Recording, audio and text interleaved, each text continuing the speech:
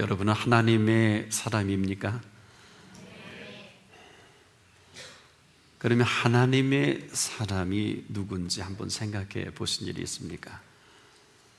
하나님의 사람, 아마 이것은 모든 그리스도인들의 주제가 될 것입니다. 하나님의 사람은 바로 하나님께서 주신 것으로 살아가는 사람입니다. 만일 하나님께서 주신 것이 분명하지 못하면 어느 누구도 하나님의 사람으로 살아가는 것은 불가능한 일입니다. 아무리 내가 애쓰고 노력을 해도 우리는 절대로 하나님의 사람으로 살아갈 수가 없어요. 때에 하나님께서는 이 사실을 너무도 잘 아시기 때문에 하나님의 사람은 반드시 하나님께서 하나님이 주신 것으로 채워진 사람입니다.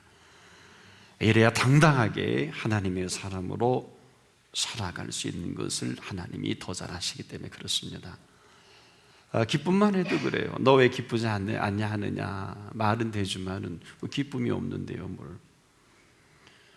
내가 기쁜 것을 얼마가지 못합니다. 곧 우리를 어렵게 하고 힘든 이 일로 인해서 우리는 그대로 표현할 수밖에 없거든요. 혹시 기분 나쁜 하루를 살아보신 일이 있나요? 이 기분이라는 것은 참 대단히 중요합니다. 아주 즉흥적인 발상 같기도 한데 이 기분을 좌우하는 것은 바로 기쁨이 있느냐 없느냐. 그래서 이 기쁨은 반드시 주신 기쁨이어야 합니다. 이 주신 기쁨으로 우리가 기뻐할 수가 있어요. 감사는 어떨까요? 감사만 해도 그래요. 감사가 없는데 어떻게 무슨 수로 감사할 수 있을까요? 가끔 우리가 범사에 감사한다 상투적으로 할 수 있어요. 범사에 이리 봐도 저리 봐도 감사하지 않는데 어떻게 감사할 수 있을까요? 이 감사도 감사를 감사할 수 있을 때만이 가능한 것입니다. 이것은 다른 말씀으로 말씀을 드리면은 아무리 범사를 이리 보고 저리 봐도 감사할 수 없는데 이 범사를 주도하시는 그분이 계시면 감사할 수가 있어요. 이것은 지금도 우리가 또 하나의 삶의 미스테리 중에 미스테리이기도 합니다. 감추어진 이 비밀이 너무 많아요. 내가 보기에 감사하지 않는데 지내고 보면 참으로 대단하게 감사하고 때론 정말 어마어마하게 감사할 일들이 감춰져 있더라고요. 또 내가 보기엔 너무 감사한 것 같은데 지내놓고 보면 그렇지 않은 것도 발견하는 당혹감마저 있습니다. 그런데 분명한 것은요, 하나님이 우리에게 주신 것이 있습니다. 그래서 이 하나님이 우리에게 주신 것을 가지고 하나님은 지금 안타까우신 거예요. 그래서 하나님이 우리에게 주신 것은 두려워하는 마음이 아니라, 이런 표현 하시는 것은 하나님의 평가이면서 우리의 상태이기도 합니다. 하나님은 아무것도 우리에게 허락하지 않으시고 야, 내 뜻대로 따라와라, 해라, 이렇게 살아라, 그런 분이 아니시거든요. 하나님께서는 오늘 우리 부르실 때 하나님께서는 하나님이 준비하신 모든 것을 준비해 놓으시고 부르신 부름이십니다.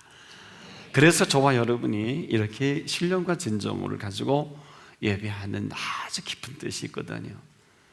근데 우리가 알게 모르게 우리 속에 끊임없이 녹화하고 들어오는 손님이 있는데 바로 두려움이에요. 근데 이 두려움은요, 그대로 멈추질 않아요. 일단 사람이 두려움이 내게 임하면은요, 많은 사람들이 핑계를 댑니다. 사실은 이 두려워하는 이 대상이 있거든요. 그런데 이 두려워하는 대상을 또 다른 핑계로 합리화한다는 거예요. 아주 머리가 좋지요. 이리 보고 저리 봐도 오늘의 우리 상황은 사실 여러분 두려워하지 않을 사람이 별로 없잖아요. 그런데 이것을 이렇게 두려워한다 하지라는 거 자꾸 핑계를 대요. 어느 것 때문에, 즉 내가 이 두려워하는 것조차 합리화한다는 거죠. 이것은 비극입니다. 근데 사실 따지고 보면 상황이 두려운 게 아니라 내 속에 바로 두려워하는 마음 때문에 두려워하는 거거든요. 내 속에 이 두려워하는 마음이 상황을 두렵게 만들어 간다는 것이 두 상황이 나를 두렵게 만드는, 아닌 것을 모른다는 이 안타까움이에요. 우리 속에 그래서 이 두려움이 멈춥니까? 아니, 그대로 염려로 넘어갑니다. 두려워하면 염려하게 되고, 염려하게 되면 어때요? 지금 우리의 하나님이 허락하신 모든 것들이 다 어그러져요. 믿음이 뭘까요? 믿는 그분을 믿고 그대로 하면 되거든요. 이뿐 아닙니다.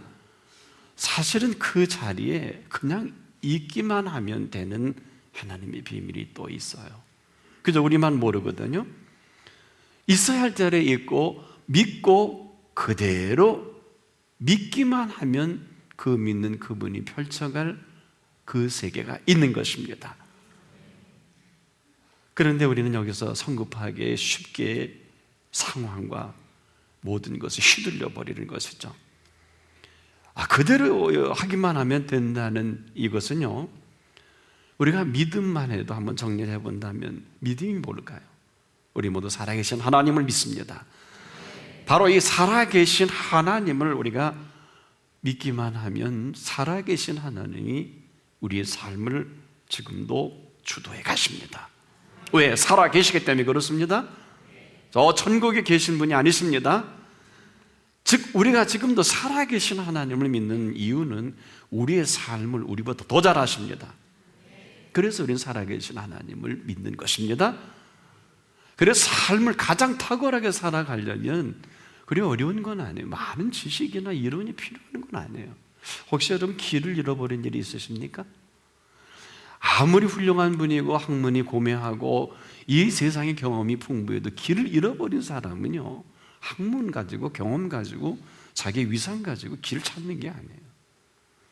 길을 모르면 길 아는 사람에게 물어야 합니다. 이리 가세요? 저리 가세요? 여러분 어떻습니까? 길을 모르면 학문으로 경험으로 나의 연륜과 나의 위상과 나의 모든 것으로 길을 아는 게 아니라 길은 길을 아는 분께 물으면 되는 것입니다. 저리 가십시오. 오른쪽으로 가십시오. 왼쪽으로 가십시오. 어떨까요? 우리의 지금 살아가는 삶도 그렇게 어려운 건 아니에요. 한마디로 우리는 살 줄 모르는 이 딜레마에서 헤어나오지 못하는 것뿐이거든요.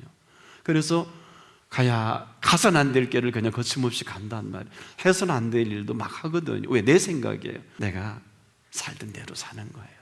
그리고서 열심히 노력을 합니다.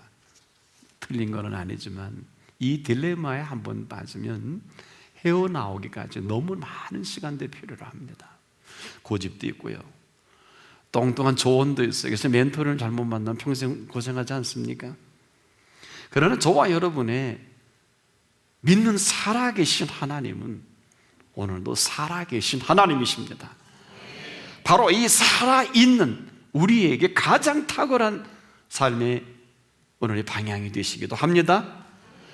만일에 우리가 제멋대로 사는 이것을 살아계신 그분이 수습을 안 해주면 세상은 더 복잡해요. 하나님, 이 어지럽고 복잡하게 만든 이 퍼즐 게임을 풀어주십시오. 그렇게 기도 안 할 수 없어요. 지금도 기도 제목이 한두 가지가 아닙니다. 저에게 중보기도 부탁한 것이. 이제 혼자서 생각을 해봐요. 와, 우리 하나님 참 바쁘시겠다. 여기 청소하랴 저기 청소하랴, 이 일 메꿔주시랴 저 일 메꿔주시랴. 근데 그 대상이 살아계신 하나님이기 때문에 천만다행입니다. 무슨 얘기일까요? 살피기를 소홀히 한 거예요. 이 일은 역사가 깊습니다. 이스라엘 백성 가운데 12명의 족장 대표를 세워서 하나님께서는 하나님의 준비한 그 약속의 땅을 정탐하게 합니다. 가서 보니 이건 놀랄 일이에요. 이 모든 문화와 문물과 그 모든 정치적인 상황은 그냥 그대로 기가 죽을 정도였습니다. 한 번도 그 모든 것을 그들을 위해 준비한 것이라고 생각하기보다는 여리고성을 보고 기가 죽고, 그들의 군사력을 보고 기가 죽고, 그들이 너무 잘 사는 것을 보고 그냥 기가 죽어요. 그래서 12명이 40일 동안 다 정탐하고 나서 보고한 그 내용은 바로 우리의 오늘의 마음을 얘기해 주기도 해요. 그때 여러분 약속의 땅은 가나안의 7 족속이겠으면 오늘의 약속의 땅은 어딜까요? 어디세요? 오늘의 약속의 땅은 바로 우리의 상황입니다. 예수 그리스도가 이 땅에 오신 이후에 예수 그리스도의 은혜 속에 예수를 나의 구주 나의 하나님으로 모셔드린 모든 사람들이 있는 그곳은 약속의 땅입니다. 물론 이것은 우리가 천국을 대신하진 않아요. 우리가 바른 그 지경에 예수 그리스도를 통해서 오늘 우리에게 허락하신 그 땅은 넉넉히 예수 그리스도를 피 흘려 죽게 하시고 그 피값으로 새롭게 그 제2의 창조를 이루어 가실 새로운 땅이기도 합니다. 그렇다면 이제 우리가 맞이하는 예수 그리스도는 조금 또 다른 흐름과 생각을 가지고 살필 필요가 있어요. 그러나 너무나 많은 사람들이 오늘 이 상황에 그냥 휘둘려 버립니다. 살기 어렵다, 힘들다, 경제적으로, 군사적으로. 내가 강대국에 꼭 어느 전문 군사전략가는 그래 100년 전과 오늘이 한국의 흐름이 똑같다. 아주 정확한 데이터를 가지고 분석하시더라고요. 공감을 합니다. 그렇다면 이렇게 정리할 수 있어요. 100년 전이나 지금이나 지정학적으로 지금 강대국에 얽히고 있는 이게 똑같다면 이것은 같은 게 아니라 이렇게 정리할 수 있어요. 오늘의 상황은 예나 지금이나 크게 다를 바가 없다.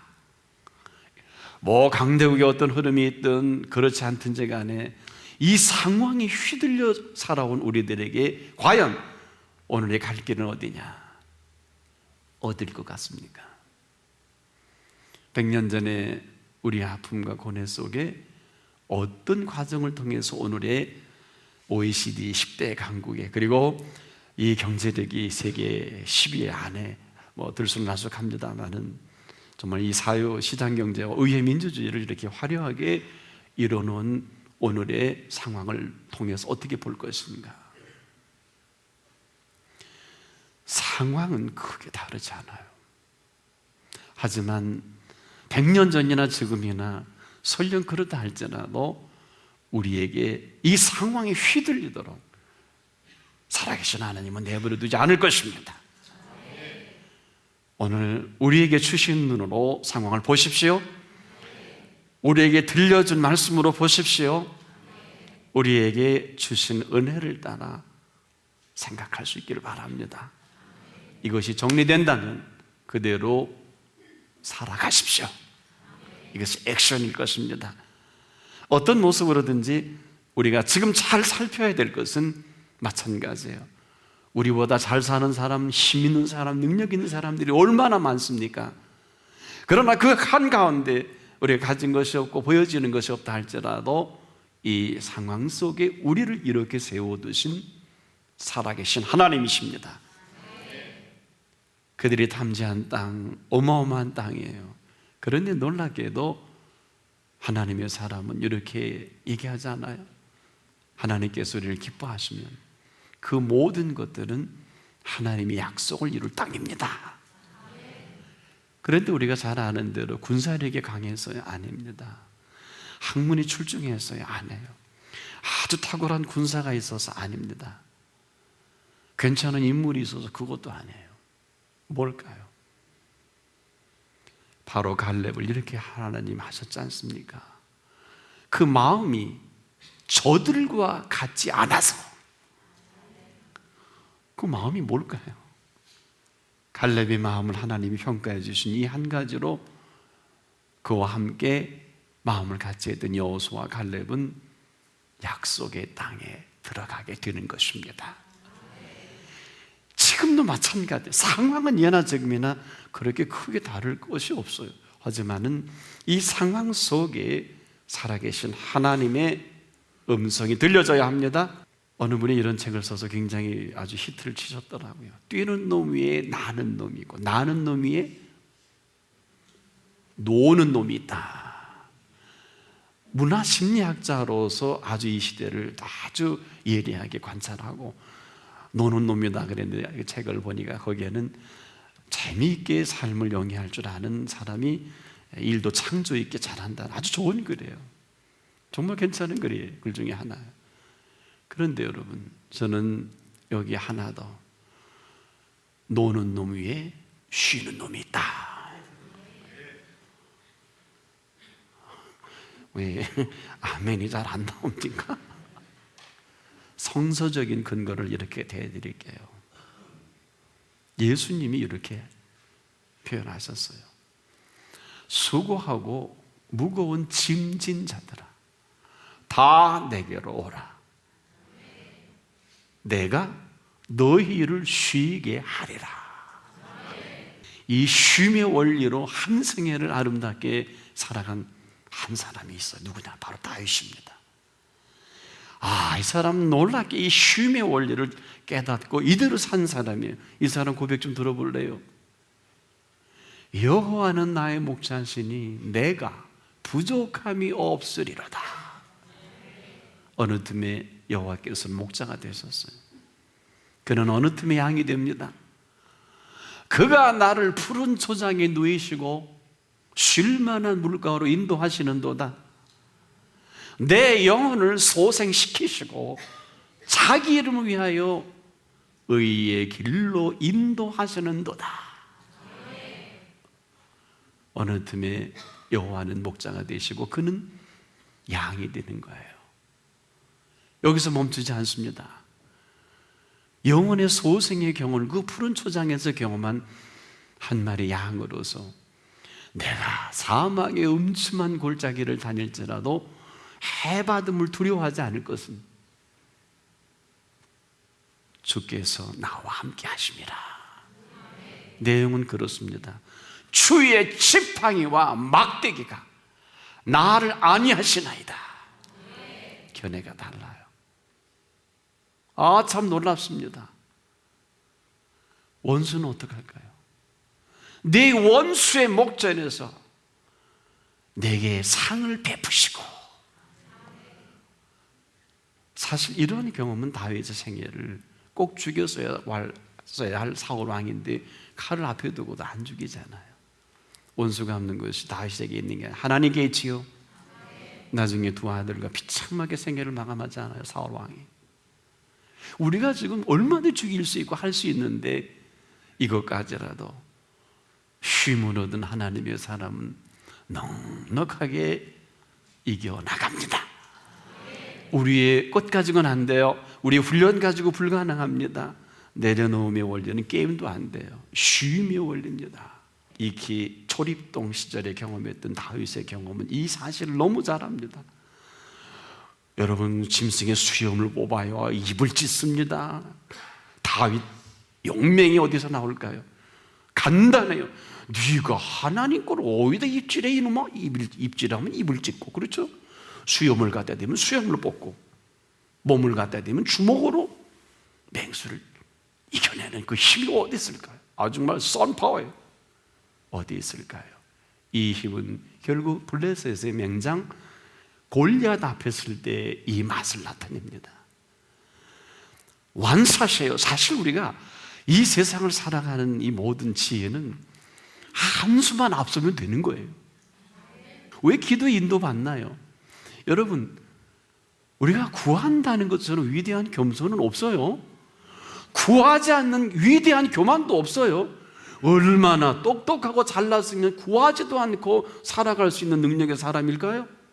한번 생각해 보세요. 어리석고 부족하고 미련해서 구하는 게 아니에요. 구하는 사람처럼 위대한 겸손의 사람은 없습니다. 그 유명한 조지 밀러가 5만 번의 기도 응답은 쉽게 말하면 5만 번의 겸손의 사람이다. 여러분 어때요? 그분께 여쭙잖아요. 이게 겸손해요. 교만이 뭘까요? 무시하는 거예요.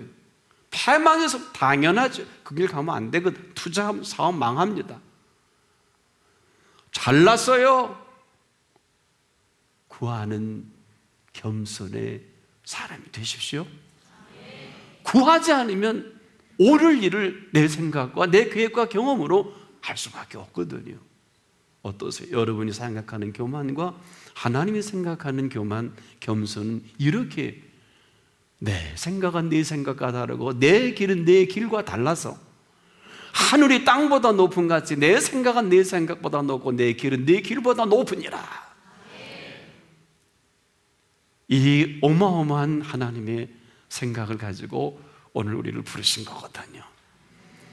때문에 구하는, 찾는, 두들기는 이 사람을 하나님 매우 좋아하십니다.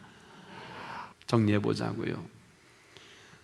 목자만 분명하면, 그리고 푸른 초장만 확실하면 양은 목자 아래 그대로 있는 자체가 쉼입니다.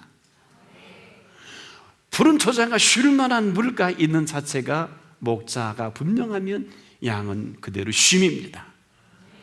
거기서 목자는 양이 뒹굴르든 뭘 하든 얘기하지 않아요. 두 번째로, 목자만 분명하고 푸른 초장이 분명하다고 하면 양에게 있어서 일은 뭘까요? 아주 즐거운 것입니다. 양이 하는 일이 뭘까요? 꼴을 잘 먹는 일입니다. 꼴을 탑석탑석 먹을 때 목자는 흐뭇해합니다. 제가 양떼 목장에서 양들이 풀을 먹는 걸 보니까요, 몸을 떨고 먹어요. 꼬리도 뭐 어쩔 줄 몰라. 그렇게 맛있나 봐요. 그래서 나도 한번 가서 먹어볼까. 엄청 맛있게 먹더라고요. 너걸 놓고 봤어요. 예수님이 이걸 말씀하신 거구나. 이 꼴 잘 먹는 이 꼴이 참 좋은 꼴이구나. 할렐루야. 보세요. 푸른 초장이 있고 목자가 분명하다면 그 양이 하는 일은 꼴을 잘 먹는 일입니다. 그래서 이 일은 양에게 있어서 즐거움입니다. 잘 새겨보세요. 양에게서 이 일은 일을 하는 게 아니라 이 일은 즐거움이에요. 굳이 일을 하려 치면 무슨 멍에를 메고 밭을 가는 것도 아니고 뭘 하는 것도 아니에요. 그냥 그대로 꼴 잘 먹는 일입니다. 세 번째는 뭘까요? 목자가 분명하고 푸른 초장과 쉴 만한 물가까지 있다고 할 때 그 양은 일하다가 어느 틈엔가 양에게 있어 일은 응답함으로 결론이 맺어지는 거예요. 목자 아래 너무 좋아서 뒹굴르다가 풀 뜯다가 너무 즐거워서 또 소화도 잘 되고, 원래 즐거움으로 먹으면 소화 잘 되잖아요. 또 먹고 뒹굴르고. 여러분, 전 세계 어디를 봐도 양이 일하는 걸 본 일이 있나요? 양에게 있어 가장 위대한 일은 꼴 잘 먹는 일입니다. 그런데 어느 세월이 지나가 6월절이 됐거든요. 목자가 점도 없는 양을 고르기 시작하는데 그 일찍이 목자의 그 보호 아래 꼴을 잘 먹는 건강한 양이 점도 흠도 틈도 없지요. 한 마리 다 골라서 6월절에 제물로 삼는다고요. 얼마나 탁월한 양이요, 얼마나 탁월한 제물입니까? 정리해 보자고요. 하나님의 사람들은 하나님이 주신 곳으로 살아가는 사람을 말합니다. 하나님의 사람들은요, 지금도 우리에게 가장 필요한 이 키워드가 뭐냐? 바로 오늘도 푸른 초장에서 꼴을 잘 먹는 일입니다. 이 꼴을 잘 먹는 일은 말씀이 우리 가운데에 영과 혼과 및 관절과 골수를 찔러 쪼개십니다. 그리고 이 말씀 속에는 하나님의 능력이 감춰져 있습니다. 뭘까요? 우리에게 푸른 초장이 분명하고 목자만 분명하다면 양은 그 푸른 초장에서 꼴을 먹으면서 삶의 일체의 비결을 배우게 되어 있습니다. 무슨 얘기일까요? 바로 오직 능력과 목자의 능력으로 사는 게 양입니다. 양은 능력이 없어요. 목자의 사랑으로 살아가는 게 양입니다. 오직 능력과 사랑과 그리고 근신하는 마음, 세번역에는 절제로 되어 있어요. 절제는 성령의 열매입니다. 바로 그분이 우리 가운데 함께 하심으로 절로 삼가할 수 있는 모든 분별력이 저와 여러분에게 생겨지는 거란 말이에요. 네? 성령의 열매 중에 맨 끝이 절제인 걸 아세요? 사랑과 희락과 화평과 오래 참음과 자비와 양선과 충성과 온유와 절제니 하나님의 은혜의 절제가 있기를 바랍니다. 성령의 기름 부으심에 절제가 있기를 바랍니다. 삼가 근신하는 마음이에요. 모든 것이 유익하다고 다 가한 것이 아닙니다. 주셨다고 먹고 배불러 잠만 자는 게 아니에요. 내가 알아요. 어느 정도 스스로 컨트롤할 수 있어요. 다 먹을 수 있어도 필요한 때는 조금만 드세요. 또 주십니다. 이때라 하고 실컷 놀고 실컷 먹고 나면 아무짝에 쓸모가 없어요. 저는 죄송하지만 말씀 준비할 때 잘 먹는 거를 안 먹으려고 그래요. 맛있게 먹고 나면 자꾸 이상한 게 와요. 가물가물 손님이 와요. 그래서 이 손님을 쫓는 방법은 음식을 적게 드는 방법밖에 없더라고요. 이건 내 절제예요. 어느 때 한번 조금 먹어도 괜찮더라고요. 조금 더 먹었더니 그때부터 가물가물이 오래 가더라고요. 다시는 해서는 안 될 거구나. 이거 제 문제예요. 여러분 중요한 일이 어떻습니까? 오늘도 차라리 선한 목자 아래 양이기를 소원하십시오. 그 나머지는 목자가 양을 책임지실 것입니다.